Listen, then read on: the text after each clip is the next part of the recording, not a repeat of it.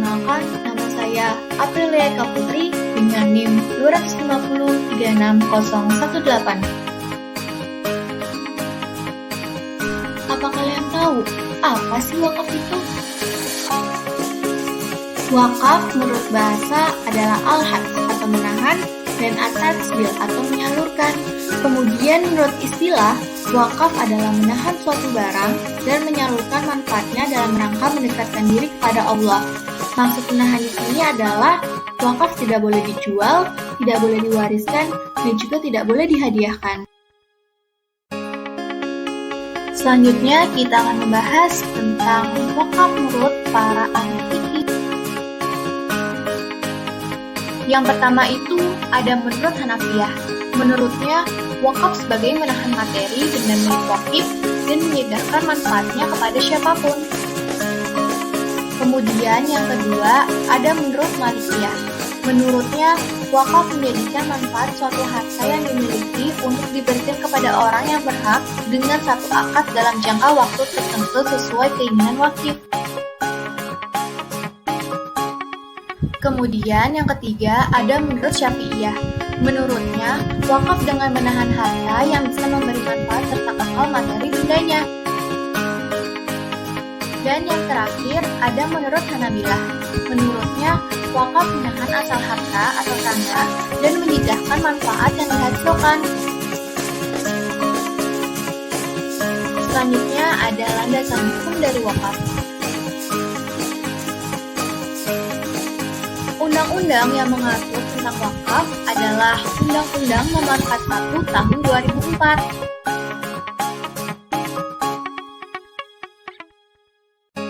Kemudian, apa sih fungsi dan tujuan dari berwakaf? Tujuan dari berwakaf yaitu memanfaatkan harta benda wakaf sesuai dengan fungsinya. Sedangkan fungsi dari wakaf yaitu untuk mewujudkan potensi dan manfaat ekonomis harta benda wakaf untuk kepentingan ibadah dan untuk memajukan kesejahteraan umum. Menurut Undang-Undang Nomor 41 Tahun 2004, pelaksanaan wakaf harus memenuhi unsur. Yang pertama itu harus adanya wakif, yang kedua harus adanya nazir, yang ketiga harta benda wakaf, yang keempat ikrar wakaf, yang kelima peruntukan ada wakaf, dan yang terakhir ada jangka waktu wakaf.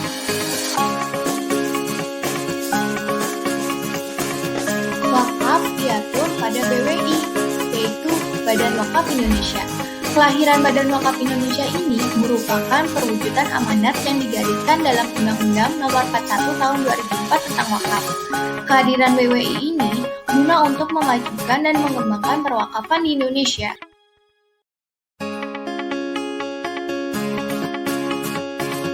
Selanjutnya, kita akan membahas sejarah dan perkembangan wakaf di Indonesia.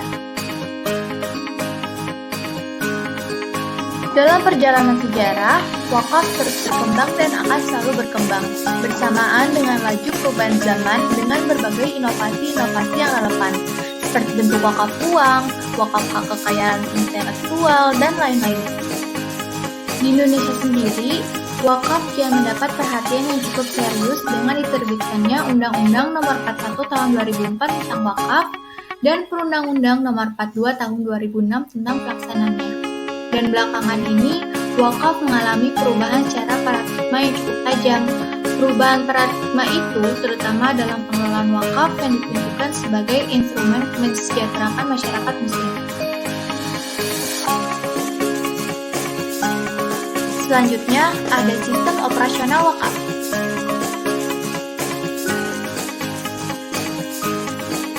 Agar wakaf bisa berjalan sesuai dengan tujuannya, maka dibutuhkannya nazir untuk menyelenggarakan dan mengelola wakaf sesuai dengan tujuan dari wakaf. Ada syarat-syarat untuk menjadi seorang nazir, yaitu merupakan warga negara Indonesia, sudah balik, beragama Islam, mampu secara jasmani dan rohani, kemudian amanah, dan tidak terhalang untuk melakukan perbuatan hukum. Selanjutnya ada mini riset tentang wakaf.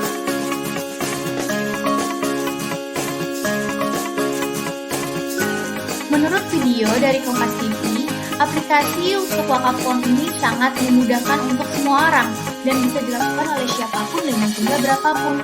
Dan aplikasi ini diharapkan bisa menjadi solusi untuk meningkatkan kesadaran masyarakat tentang berwakaf. Menurut data dari BWI, wakaf uang yang telah terkumpul pada 2020 sudah mencapai 391 miliar, dan adanya wakaf uang ini mempunyai peran penting yang digunakan untuk pengelolaan aset wakaf untuk kegiatan ekonomi, pendidikan, kesehatan, dan membantu UMKM. Contoh dari video tersebut adalah rumah zakat. Dana wakafnya untuk mengelola 95 sumber air, 20 masjid, 9 madrasah, kebun kelapa aromatik, dan pabrik penyuluman cengkeh.